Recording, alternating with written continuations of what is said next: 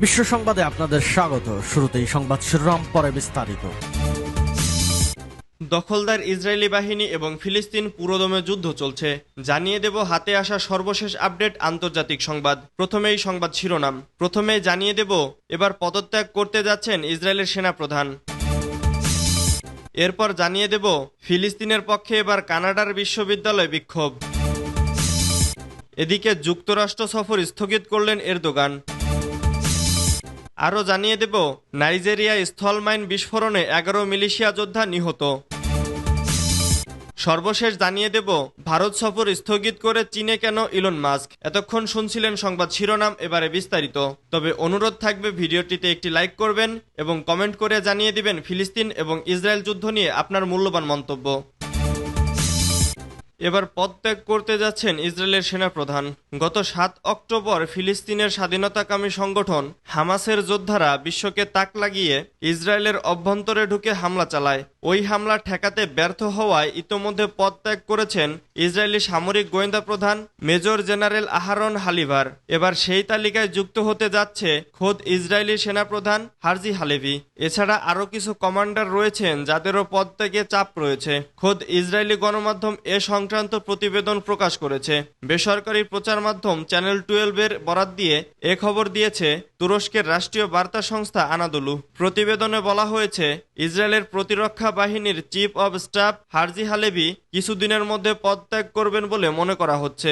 Israeli সংবাদ মাধ্যমটি বলেছে গত সপ্তাহে সামরিক গোয়েন্দার প্রধান মেজর জেনারেল আহারন হালিভার পদত্যাগের পর এটা স্পষ্ট হয়ে গেছে যে গত বছরের 7 অক্টোবর ফিলিস্তিনি সশস্ত্র গোষ্ঠী হামাসের হামলার বিষয়ে আগাম তথ্য দিতে ব্যর্থ হওয়ায় দায়ী সকল কর্মকর্তাকে চাকরি ছাড়তে বাধ্য করা হয়েছে, আর সেটা চিফ অব স্টাফ থেকে শুরু করে। প্রতিবেদনে বলা হয়েছে এমনকি অনেক অফিসার যুদ্ধ বিষয়ক তদন্তের প্রস্তুতির জন্য আইনি প্রতিনিধিত্ব চেয়েছেন।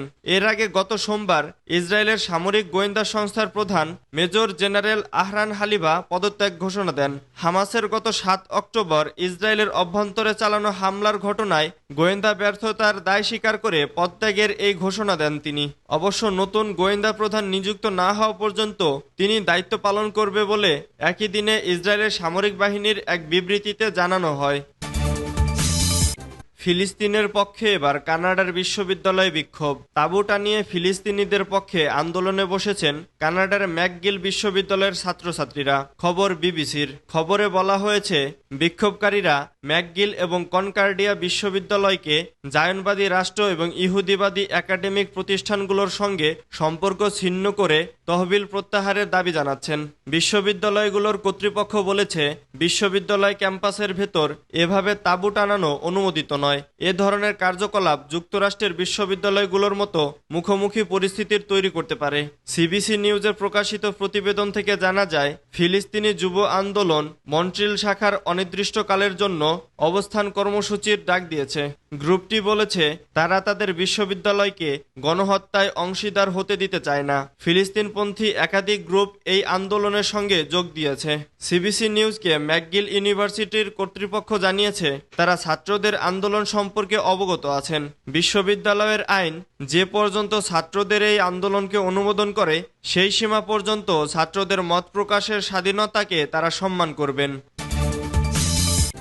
যুক্তরাষ্ট্র সফর স্থগিত করলেন এরদোগান। তুরস্কের প্রেসিডেন্ট রিসেপ তাইপ এরদোগান আগামী 9 মে নির্ধারিত হোয়াইট হাউস সফর স্থগিত করেছেন। সূত্রের বরাত দিয়ে ব্লুমবার্গ জানিয়েছে প্রেসিডেন্টের সময়সূচি পরিবর্তনের ফলে এ সিদ্ধান্ত নেওয়া হয়েছে, তবে শিগগিরই নতুন তারিখ নির্ধারণ করা হবে।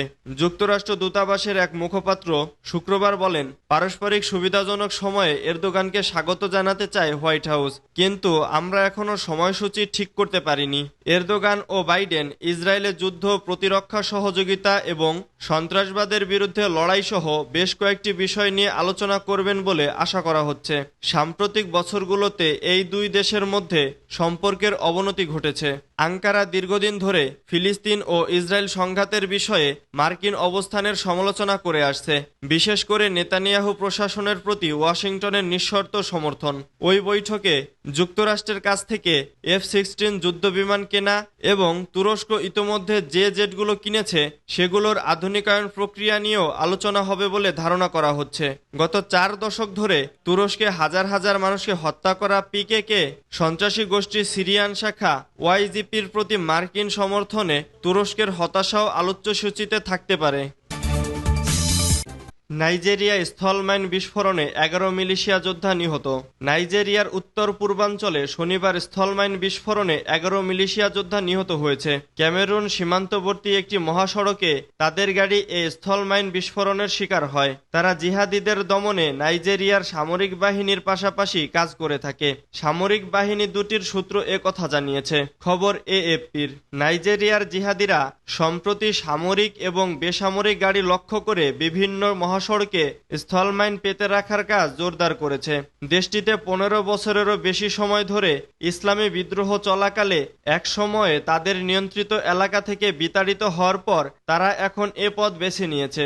সূত্র জানায়, মিলিশিয়া যোদ্ধারা বন রাজ্যের গাম্বারু শহর থেকে আঞ্চলিক রাজধানী মাইদুগুরিতে যেতে একটি বেসামরিক গাড়িবহরকে নিরাপত্তা দিয়ে নিয়ে যাওয়ার সময় তাদের গাড়ি জিহাদির পেতে রাখা স্থলমাইন বিস্ফোরণের শিকার হয়। গ্রিনিচ মান সময় 12:30-এর দিকে দামোগ্রামে এই ঘটনা ঘটে।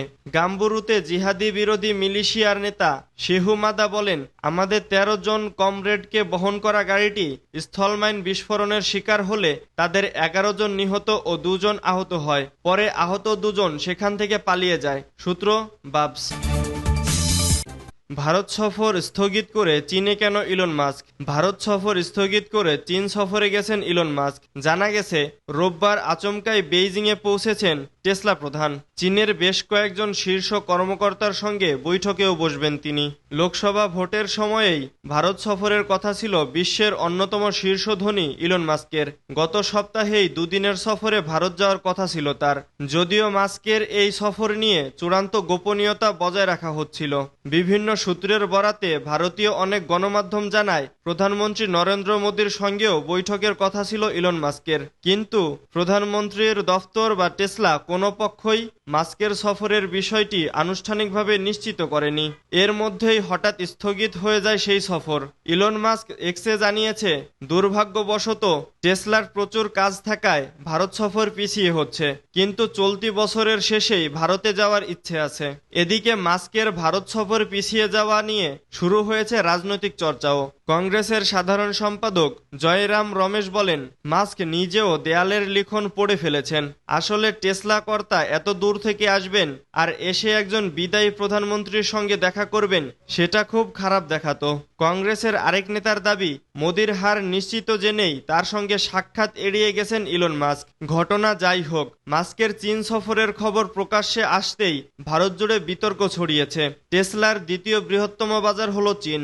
অনেকে বলেছেন, পুরোপুরি অটোমেটিক গাড়ির ব্যবস্থা করা নিয়ে চীনা কর্তৃপক্ষের সঙ্গে বৈঠকে বসবেন মাস্ক। তবে এই সফর একেবারে গোপন রাখা হয়েছে। চীন সরকার বা টেসলার পক্ষ থেকে কিছুই জানানো হয়নি। তবে প্রশ্ন উঠেছে, ভারত সফর কার্যত বাতিল করে কেন চীনে গেলেন ইলন মাস্ক? তাহলে কি ভারতে বিনিয়োগ নিয়ে আগ্রহ হারাচ্ছে টেসলা? তা জানতে হয়তো অপেক্ষা করতে হবে আরো কিছুদিন। সূত্র রয়টার্স ও বিবিসির।